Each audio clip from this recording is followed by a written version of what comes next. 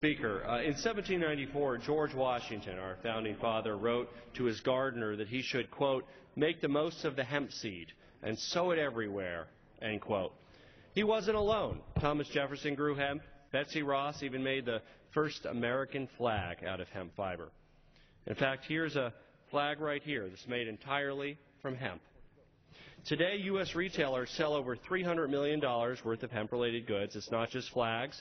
Hemp is found in over 25,000 products, from lotions to soaps to protein bars to auto parts to fuel. Yet, somehow it's caught up in a completely unrelated drug war that prevents American farmers from growing this crop and forces us to import it from other countries. Our institutions of higher education can't even grow or cultivate hemp for research purposes. Mr. Speaker, my bipartisan amendment, which I'm offering with my good friends Mr. Thomas Massie and Earl Blumenauer, is simple. It would allow colleges and universities to grow and cultivate hemp for research purposes. Our amendment would only apply in states where hemp cultivation is already legal, such as my home state of Colorado. I recently had an exchange with the premier agriculture research university in my district, Colorado State University. This is an area that they want to get into, but they feel that they're prohibited, and their attorneys are telling them that unless we can make this change, they can't actually do research in what has great potential to be an important crop for Colorado. Mr. Speaker, let me be clear about something, because there's been some misleading information that's been put out there by the Drug Enforcement Agency. Hemp is not marijuana. I'm very disappointed to hear that the DEA is circulating talking points that claim that somehow hemp could be used as marijuana. At the concentration level specified in our amendment, it's physically impossible to use hemp as a drug. Let me emphasize that. It's physically impossible to use hemp as a drug. Voters in my home state of Colorado and across the country have made it clear that they believe industrial hemp is an agricultural commodity, not a drug. Our colleges and universities are the best in the world. This is a modest step to simply allow them to research the potential benefits, downsides, strains to grow of this important agricultural commodity. There's been technology in France that allows tracers to be put in to ensure that it doesn't get contaminated with anything that includes narcotics. There's lots of research that can be done, and this amendment is a very simple, pragmatic step to do it. I reserve the balance of my time. Gentleman from Colorado reserves his time. For what purpose does the gentleman from Iowa rise? I seek time in opposition. Gentleman claims time in opposition. He's recognized for 5 minutes. Thank you, Mr. Chairman. I appreciate the gentleman's interest in the issue, but it's clear that the Agricultural Committee is not the committee of jurisdiction to be addressing the provisions of the Safe and Drug-Free Schools and Communities Act. And while some may consider the growth of hemp to be an agricultural endeavor, I think that there are many who feel quite differently. I would therefore oppose this amendment and urge the gentleman to seek a hearing on the issue within the appropriate committee. And I point also that one of the concerns that we have long had is that even though the gentleman says hemp is not marijuana, I don't know if one can tell the difference when it's planted row by row out in the field.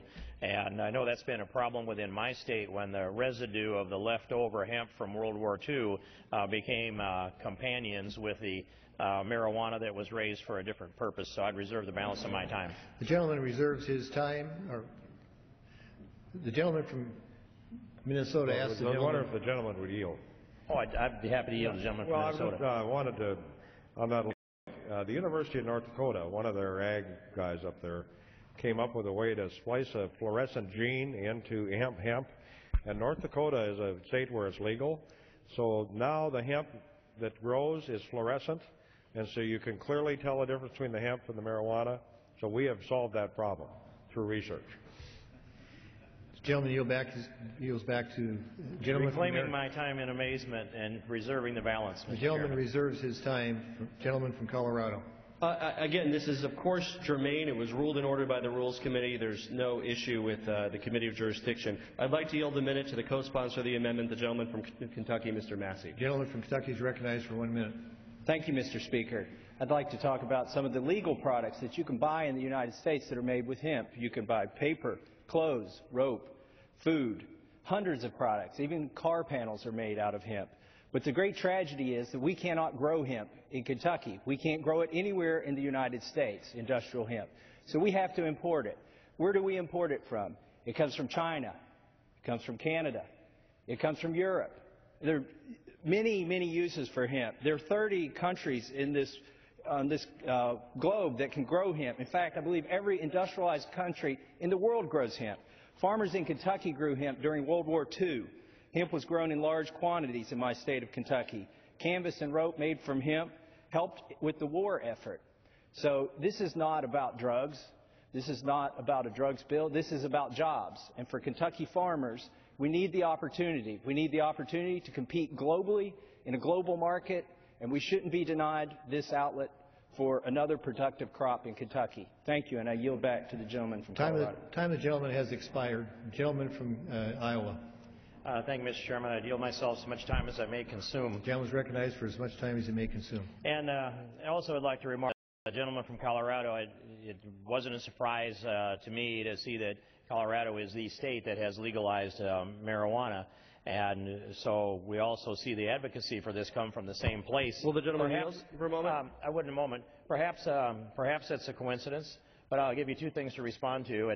And the other one is the reference to George Washington and Thomas Jefferson and Betsy Ross. Quite curious.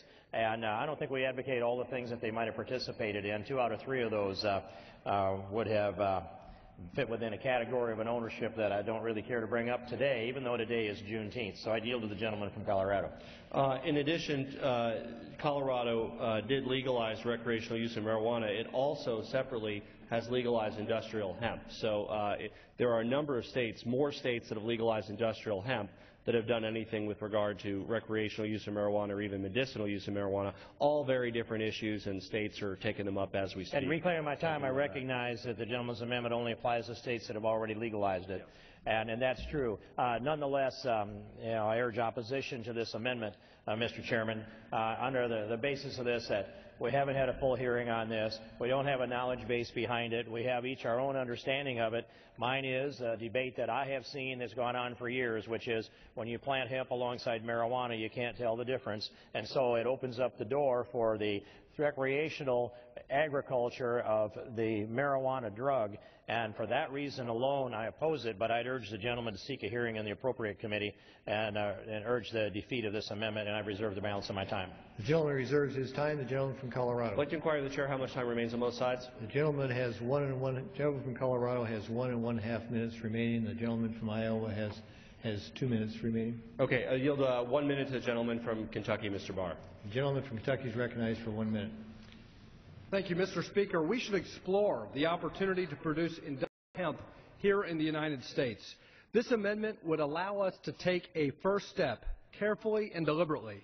It will allow research institutions in our states, including my home state of Kentucky, to grow industrial hemp for the purpose of agricultural research, helping provide the information we need to consider future expansion of production. Our states deserve this opportunity to demonstrate the usefulness and viability of this crop for our farmers. Kentucky was once the nation's leading producer of industrial hemp. I encourage and support the passage of this amendment. I yield back. The gentleman yields back to the gentleman from Colorado. The gentleman from Iowa. Reserve the balance of my time. The gentleman reserves his time. The gentleman from Colorado. I yield the remainder of the time to the gentleman from Oregon, Mr. Blumenauer. The gentleman from Oregon is recognized for 1 minute. Thank you, and I appreciate the leadership of my friend from Colorado and my friend from Kentucky in moving this forward. 19 states have passed pro-industrial hemp legislation. 9 states removing barriers to its production altogether. As has been pointed out, these products are perfectly legal in the United States, some $300 million a year, but it just has to be grown someplace else. It's outrageous that American farmers can't produce it, but what this amendment does is to simply permit the research opportunities for college and universities to grow and cultivate hemp for academic and in agricultural research purposes. If this amendment passes and we're able to do this research in agricultural colleges and universities, then we're not going to have stupid talking points coming from DEA, and we'll have misleading statements that are made. People will understand why other countries have been able to figure this out, and the United States will be able. Nobody, regardless of your position, should be opposed to allowing our research colleges and universities to be able to do a deep dive to be able to find out what's possible. From